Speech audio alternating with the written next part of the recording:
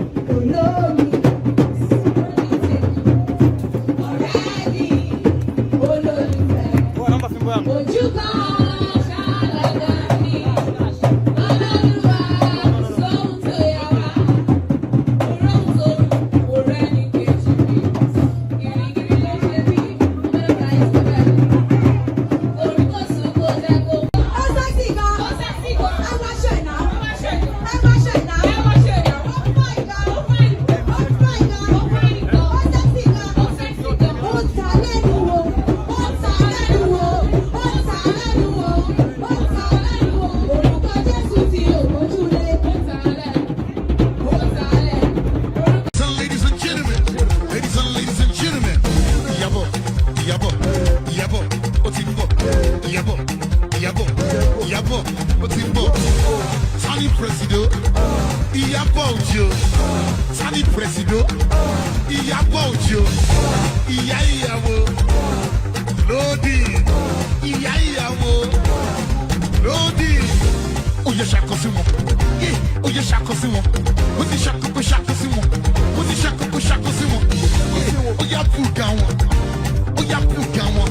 Iya Iyawo Presido, Iyabo Ojo Presido. Iya Iyawo Presido, Iyabo Ojo Presido.